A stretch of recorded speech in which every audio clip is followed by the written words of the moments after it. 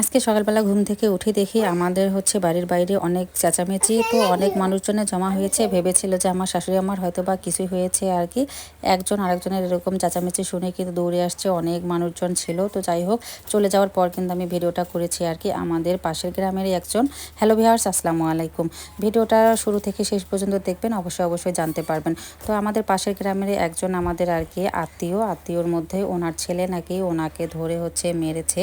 তো এই বিচার নিয়ে একবারে ভ্যানে করে চলে আসছে আমার হাজব্যান্ডের কাছে আর কি, বলার জন্য ছেলে বাবাকে মারে। এরকম নতুন কোনো কিছু না, বাট এখন সবখানেই এরকম চলতেছে। এটা আসলে শুনতেও যেমন খারাপ লাগে, ভাবতেও আসলে অনেকটাই খারাপ লাগে। আজকাল মানবিকতা যে কোথায় চলে গেছে আসলে কেউ জানি না। আমরা সম্পর্কের তুলনায় আর কি মনে হচ্ছে যে সম্পদটাই সবার কাছে বড়।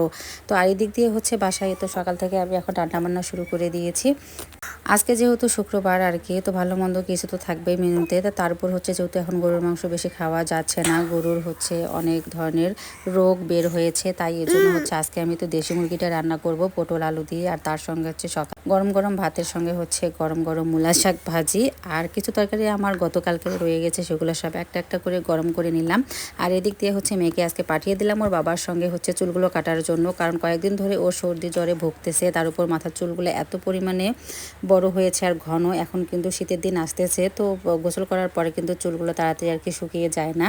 তো এই জন্য সর্দিতেও কিন্তু ভুগতেছে। তো যাই হোক, আজকের বাবার সঙ্গে তো যাবেই না ও, উল্টো আমাকে আর কি ওর সঙ্গে যাওয়ার জন্য বলতেছিল যে বাবা তুমি আমি ভাইয়া যাব। মনে হচ্ছিল যে আমরা মনে হয় কোথাও ঘুরতে যাচ্ছি। আর এদিক দিয়ে রান্নাবান্নাগুলো আমার মাই আজকে করেছে। আর এদিক দিয়ে আমি আমার শাশুড়ি আমার ঘরের অন্য কাজ আর কি গুছিয়ে নিয়েছি। তো এর মাঝখানে আবার মাসিক বাজার করে নিয়ে আসলো আপনাদের ভাই, তার সঙ্গে আমার মেয়েকেও নিয়ে আসলো।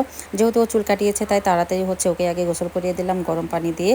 আর এদিক দিয়ে আমার বড় যা, আমার বড় আব্বা তো এই তো মেজর নানাসকে আজকে ঢাকার উদ্দেশ্যে নিয়ে যাচ্ছে। ওখানে ওনার চিকিৎসা করবে, ঢাকা আগারগাঁয়ে আর কি ভর্তি করাবে ট্রমা হসপিটালে। তো ওনার সঙ্গে আমার ভাসুর বড় যা, তার সঙ্গে ননদ ননাস সবাই যাচ্ছে, আমার বড় মা শাশুড়ি যাচ্ছে। তো আমরাও তো রাস্তায় গিয়ে ওখানে সবাই দেখা করলাম, যেহেতু আর দেখা হবে না, আর ঢাকায় গিয়েও হয়তো বা আর দেখতে পাবো না। তো এই জন্যই ওখানে থামিয়ে সবার সঙ্গে উনি সাক্ষাৎ করলো, অনেক কান্নাকাটি করতেছিল। তো সবার কাছে আমার দোয়ার দরখাস্ত রইল, সবাই একটু দোয়া করবেন উনি যেন সহি সালামতে আমাদের মাঝে আবার ফিরে আসে আগের মতো। আর এদিক দিয়ে ওনাকে বিদায় দেওয়ার পর বাসায় আসলাম। আসার পরপরই এই তো দেখেন বৃষ্টি শুরু হয়ে গেছে। আজকে একটু একটু করে গুড়ি গুড়ি বৃষ্টি হচ্ছে। তো বাইরে যেহেতু বৃষ্টি তাই একটু ঝাল ঝাল আর কি খেতে ইচ্ছে করছিল আমার হাজব্যান্ডের। তো বললো যে আজকে একটু মুড়ি মাখাও, পেঁয়াজ আর মরিচ বেশি করে দিয়ে একটু ডিম ভেজে। তো এদিক দিয়ে ধনিয়া পাতা আর ডিম দিয়ে মরিচ পেঁয়াজ দিয়ে আর সরষের তেল সঙ্গে দিয়ে মুড়িটা মাখিয়ে দিলাম, অনেক মজা করে খেলো। তার সঙ্গে বাচ্চারাও একটু বিস্কুট খেলো আর চা বানিয়ে দিলাম। সবাই মিলে সন্ধ্যা দিকে আমার শাশুড়ি আমার আম্মা সবাই মিলে আর কি চা খেয়ে নিলাম। এরপরে রাতের জন্য এই তো মাছ রান্না। আজকের ভিডিওটা এ পর্যন্তই। ফলো দিয়ে সবাই পাশে থাকবেন। আল্লাহ হাফেজ।